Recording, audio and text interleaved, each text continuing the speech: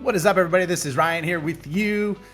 Have a really cool episode. I interviewed Steve Kane, who's the founder of Black Swan Data, actually at 10 million ARR, just grew by 100%, closing on their Series B round. And Steve shares a couple of really cool things. One is the one thing that exploded revenue from 1 million to 10 million in ARR. He's going to share that. And then also his basically tactic and techniques that he uses to build deep emotional connections, to formulate amazing leadership, basically revenue conversion with clients, and then how to work with investors around it. So really excited to share this with you.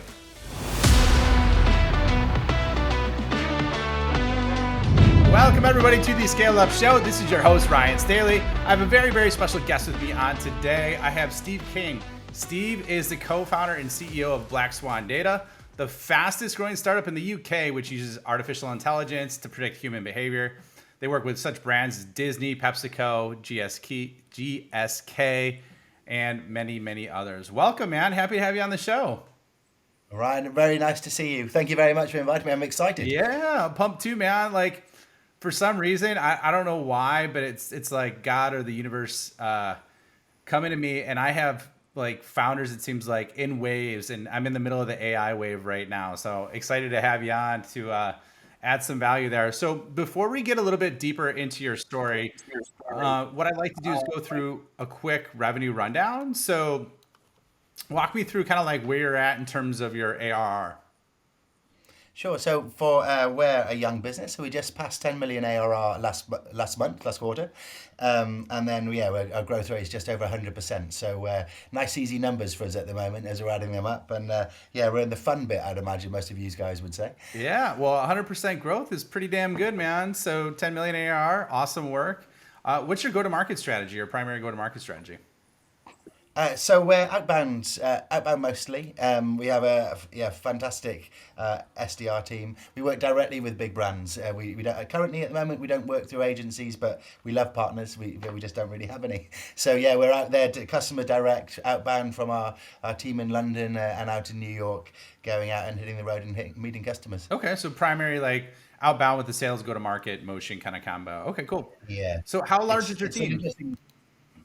So team at the moment, a growth team itself is 20 people. We're 150 people big in general. Yeah, and sorry, just going back is obviously with COVID, it's been a very difficult time. The research industry we work in, marketing and events was our mainstay. So this outbound, 2 years ago in Black Swan didn't exist. Yeah. But now is 100% of our outbound. So yeah, it's a changing world, isn't it? Oh yeah. It's thrown a lot of people for a loop just in terms of like the adjustments that people have need to make on the fly. So, so are you bootstrapped or funded? We're funded, yeah. If we are just closing around in about 3.5 hours, as we were discussing just a little bit earlier. So Nice. yeah, this is our Series B really. And we're already funded by Mitsui, Blackstone, Albion Ventures in the UK, and I can't talk about who I'm going to talk about in the next couple of hours. All right, well, congrats. That's amazing news, and I'm sure you'll go out and celebrate, like we talked about, right? Once that's completed. And then, can you walk us through your solution a little bit, just so everyone has an understanding of like what you do, who you serve, and what it kind of looks like? Yeah, sure. We work in product research and new product development. In new product development, over 80% of new products that hit the shelves fail in the first 6 months. It's Really? astounding. 4 out of 5 products fail. So what Black Swan is doing is listening to all the conversations that are on the internet where people are broadcasting, what you have for lunch, who you love, who you hate, what you had for dinner. All those conversations around food, particularly food and beverages, or maybe over-the-counter products or your pets, we're listening to the public conversations. We've got access to a great partner through Twitter and other data sources like Reddit and crazy places like, Mumsnet and what's your favorite cookie.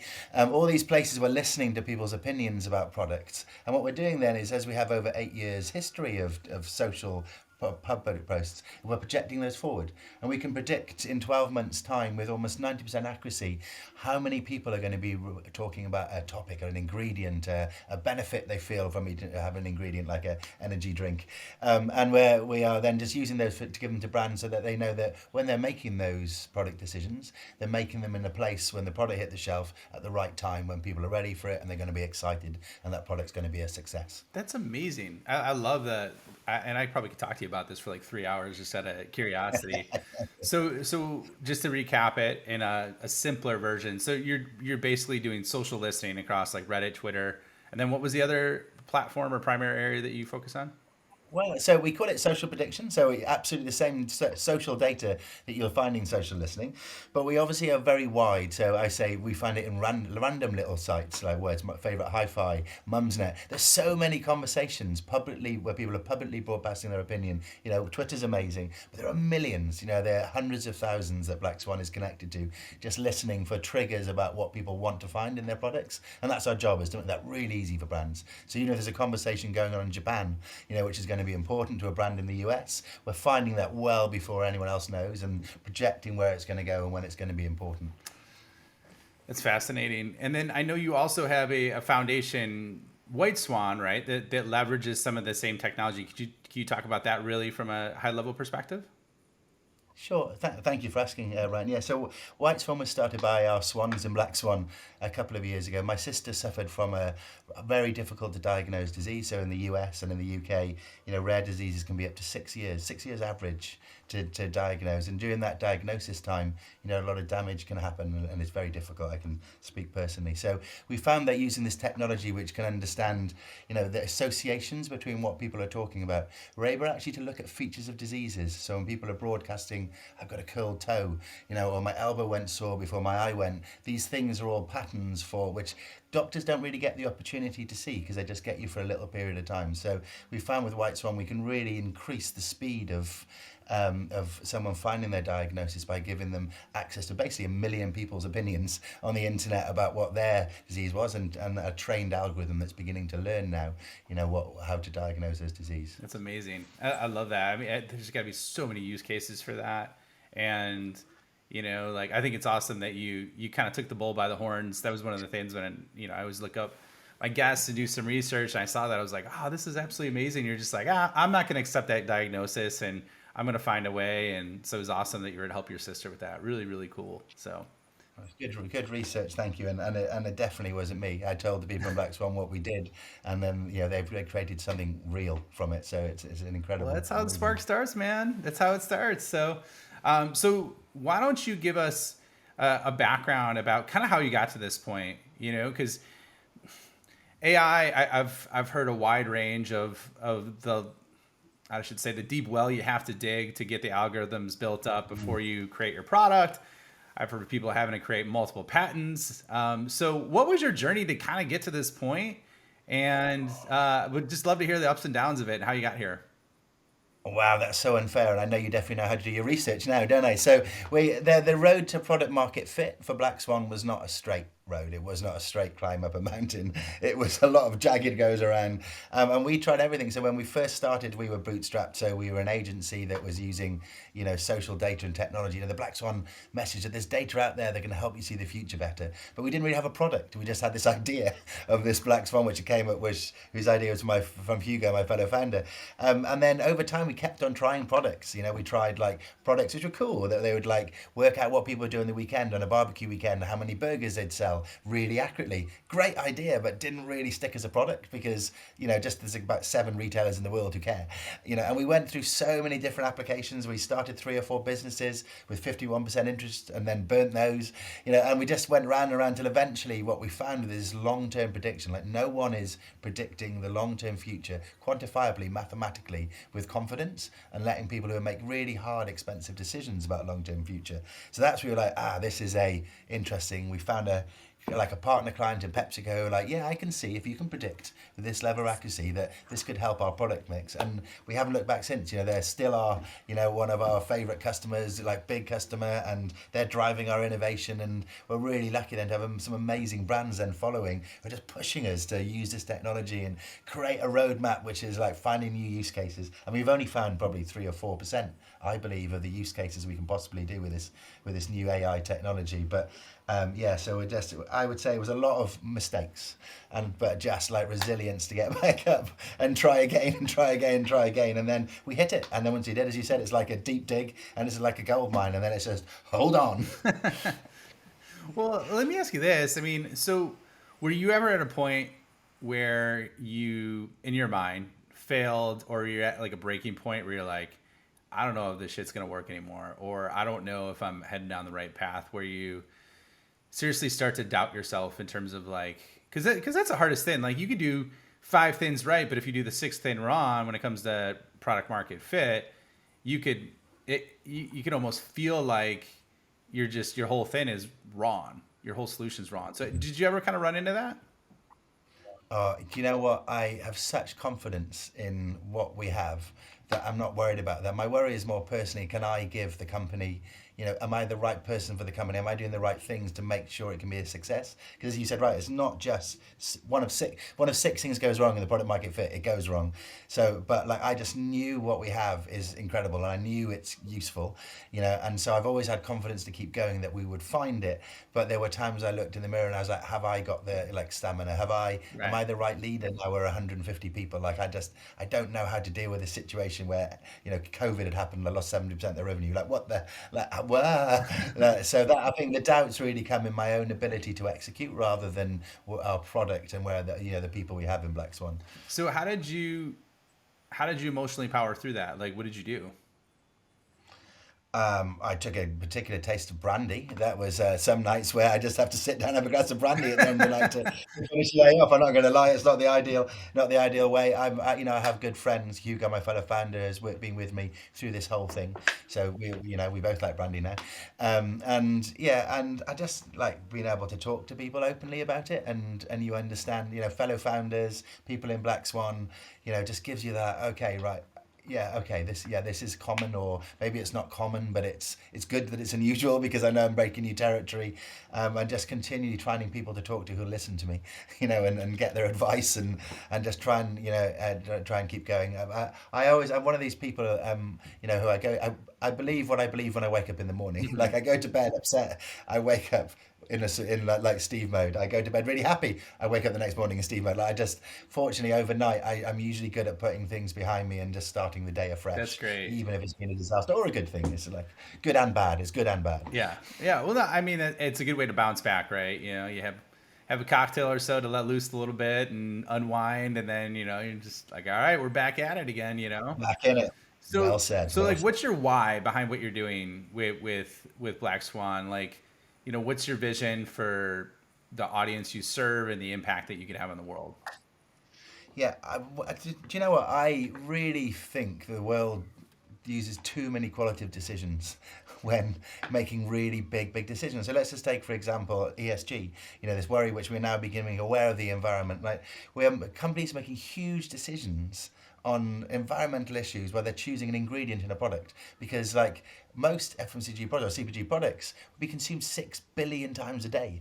So just one little thing wrong, by not necessarily using quantified, proper, long-term, proper data that can help make the decision, has a huge impact on the environment. But not just over environment, the wastage, the people, the product success, the upset when it doesn't work, So I just believe if people can find the right technology and AI tools which allow them to get the right data to make long-term decisions better, then actually the world becomes a much better place because there's less waste, we're more accurate, we get what people want rather than they don't want. And so that's been the driving thing. The Black Swan, the whole Black Swan vision is it's not unpredictable, the world. You just got to find the right data and you've got to take Yeah. the effort to go out there and hunt it and listen to it. Yeah, I could see that because like, I think it was what, since 2018 to 2021, over that 3-year time frame, there's more information put out on the internet than the entire history Yes. of man, Isn't it? right? Crazy, isn't it? Yeah, it's wild, and it's not slowing down either. It's actually speeding up, and so organizations just have a fire hose of Okay. data and information out there. So it's really cool that you could aggregate that. So what do you think? What would you say is the number one secret, or I don't want to say hack because hack sounds hacky, right? But what's the number one secret that helped you guys grow from 1 million to 10 million? Oh, wow. Good question. Right. Okay. So a brief pause on that. So it was, and that's a really particular time. So 1 million, 10 million are like cycles. And if you read Right, any right, book, right. you're quite right. So the 1 to 10. So unfortunately, in 1 to 10, you're still scrappy, aren't you? So your product is still not easy to train. Our growth team, our sales team on how to sell it. So one of the big twists for us was just pairing of a solutions person, with a really good account sales guy together. So you don't expect your amazing solutions guy who can understand and explain the product to be able to have the tough chats about value and about sales, but also you're not expecting our sales guys who know how people work to necessarily understand how AI works in order just to be able to make the sale. That pairing, which is from our current head of sales at the moment, put together was a breakthrough because like, right, we don't need to find these unicorns who can sell, but also have to have a degree in AI just to be able to explain what Black Swan does. So I think if there was one thing that broke us away, that was that bit did it. Really? So just pairing up, like, so you were trying to find people that could do it all before, right? And that was like getting stuck in the mud, I'd imagine. Would you agree? Yeah. Exactly right. Sorry, Ron, I think we just lost you on video, but yeah, you're exactly right. Just being able to decouple the need to find these unicorns who could understand our product and have grown-up conversations about growth, and make it into two roles was such an amazing breakthrough because it allowed us to then finally scale two normal roles rather than having to find unicorns. Well, yeah. So then once you did that, like, how did it take off? Like, did you have a few sales reps and then you paired it up with a few solutions engineers and then you just started to see conversions go through the roof, or what was that? What happened exactly?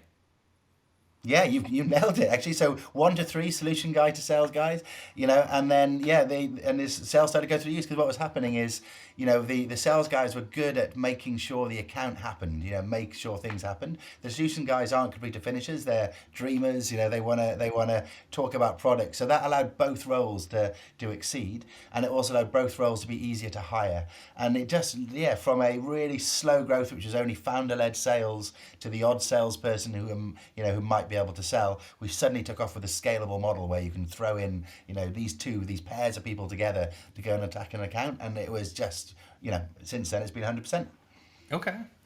That's awesome. And so what would you say is your single biggest challenge right now to growing to the next level?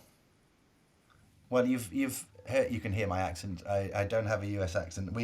90% of our revenue comes from the US. And, Ryan, as I was begging you earlier, this is an amazing channel to speak to some amazing sales guys because, we want to expand the US. I myself will be moving to the US as well to help the train. So really it's just finding good sales talent, who really have, who are passionate about what they're doing, and know the theory, know how to execute really well. So yeah, my biggest challenge is, making sure I can grab some of you guys to come and help me on the mission.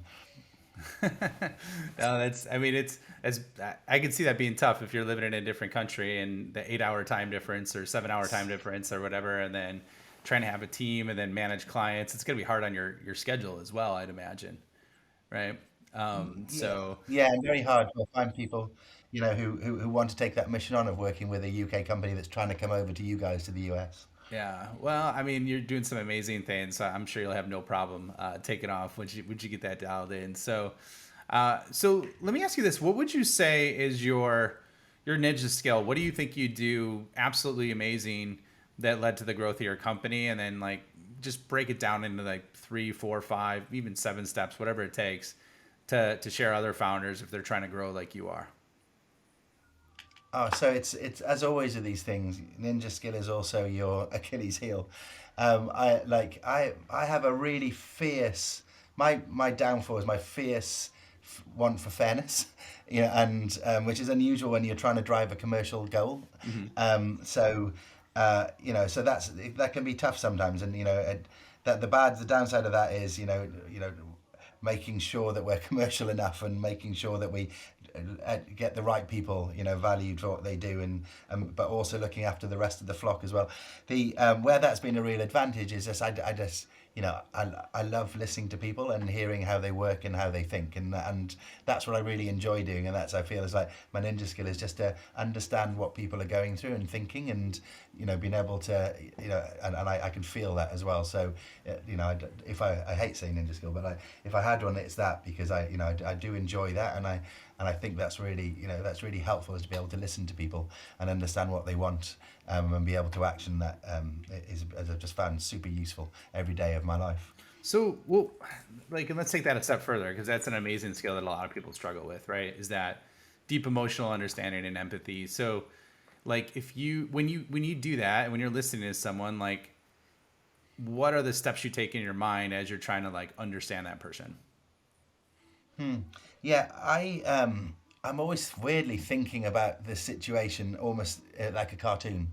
Like we're talking here at the moment, and I'm thinking what you're thinking about me and how you're feeling. Like, is this right? Is this right for your show at the moment? Is it coming to the end? How am I going to make sure this fits right? So I'm trying to worry about what you're worrying about for you, and I find that's helpful then, because I'm like, oh, okay, cool. Well, I need to help now here. I need help right here. Like, he wants to wrap this up in a way which is cool, and this is nice, and he wants to get these messages. So I guess I'm kind of projecting myself into you and like worrying about what you're worrying about. And by the time I'm doing that, I feel like we're one person, just both trying to get to the same place at the same time. Okay, and so then I take it you leverage that across leadership. You leverage that across. Are you deeply involved in the sales process as well? Yeah, I've got a rubbish. They say leadership is forehand, so like yeah, rah, and backhand, assessment KPIs. I've got a rubbish backhand, like absolutely useless. But I love chatting to people and seeing how they're feeling and getting us all motivated to go and do something together. So yeah, I use it with my, it's the thing I use most with my people. Yeah, obviously customers. You've got to understand it. Like, you've got to be with them, right? We've got to be doing this together. So it's definitely part of my kind of sales Steve as well. So you're just kind of born with you're born with the challenges, and you say you got to live with them and make the most of them. Well, then what about like investors too? Is that Oh, investors too, yeah, but they're dark. They see straight through in a second. they're dark? Don't worry, this will be released after you close your next round. So, we can edit that part out, whatever. So, okay, awesome, man. Well, it was a pleasure having you on the show. I want to go through a quick founder's fire before we wrap things up, and then I want you to share where people could find you. So, who's your favorite founder or CEO that you think is doing amazing work right now, or that you follow? Elon Musk, wow, what, just incredible. What a mission. It's crazy. Yeah, he. I'm reading a book. Actually, it's called Driven. You ever read the book Driven? You ever heard of No. it? Yeah, it's really interesting because it talks about the reason why I'm bringing it up is Elon's mentioned in that book, and they're talking about just like different genetic structures that people have, whether it be entrepreneurs, elite athletes, and like Navy SEALs. And Wow. they bring him up and give examples of like how he approaches it, how he's motivated. It's really cool. So, Driven. anyways, in Nice. light of that, as a segue, what's your favorite book you've read over the past couple of years? How Stella Saved the Farm. So it's a like it's I've read some amazing books, but I really like How Stella Saved the Farm. If you get the opportunity to read it, it's a story of innovation. It's a story about how a company can change, but it's like literally it's about that big. You can read it in a one bath sitting with a half bottle of red wine. It's really really good, but it teaches you how companies can change and how to deal with disruption and innovation in a way that goes in genetically rather than in a way that like tools and tricks. Oh, nice. And who's the author? Do you remember? Man, no, I can't No remember, but idea. I'll definitely send you a link at the end of this so we can put it on the podcast. It's okay. It's okay. All right. And then outside of that, what advice would you give to your first founder self, knowing what you know now? Oh, like some days I would say don't do it, and some days I'd say it is the most amazing thing. But like, if you really want to, like, if you really, really want to find yourself, I mean, you know this, right? You're running like an amazing podcast which started from nothing, Yeah. right? Right. If you really, really want to find where you are, who you are, where your depth is, how far you can go, you just got to do it. You just got to put your foot out there, and you got to ask someone for some money. You just got to go and get started, and it doesn't have to be right, right? There's plenty of time to get it right, but to have the balls to go and do it and just say, right, I want to find out who I am. I want to be something. I want to know what I am. Then that's why you become a I founder. love that. Last but not least, where do you see the, and I was going to ask you one, I was going to ask you two, I'm just going to ask you one. Where do you see the future of tech going? So I think tech is is really just the way we do things, the automation of what we do. I think what's really interesting, and we're obviously going to a much more quantified, much more thoughtful, and much more automated world. I think that's ubiquitous. I think that will continue. I think what will change is the things that we do with it, and the new uses we find of tech. So yeah, what really excites me is the new verticals where someone starts doing something really different with tech than they've ever done before. So I just think we're on this like mission where we just keep on finding these new ways. We used to do things one way, and then tech comes in, and everyone's like, "Whoa!" And it doesn't quite start well, but then it ticks, and then it changes the way it's done. And these will never end, right? Remember, the world's got so many problems. Like tech will save them all, but like maybe one problem at a time. So yeah, I think tech will continue in its own usual way, Borg-like fashion. But what I hope to see is like more and more technology in places where we don't do it. That's fantastic. All right, Steve, where can people find you? Where can they find more about Black Swan? Thank you. And yeah, we absolutely, please do come and find us. So you can find us on blackswan.com. We have offices in New York and London. You can catch me at steve.king@blackswan.com or the Accidental CEO one at Twitter at any time at all. Yeah, I'd love to hear from you. And Ryan, thank you so much for the opportunity to speak and also to speak to the people who listen to this amazing podcast. So. Dude, it was awesome having you on the show. You're a lot of fun, and you have amazing energy, like I told you when we talked prior. So it was a pleasure having you on, man. Well, I'm looking forward to meeting you in person in a couple of months when I cover the US, as promised. There you go, man. All right, sounds good. We'll see you on the next episode.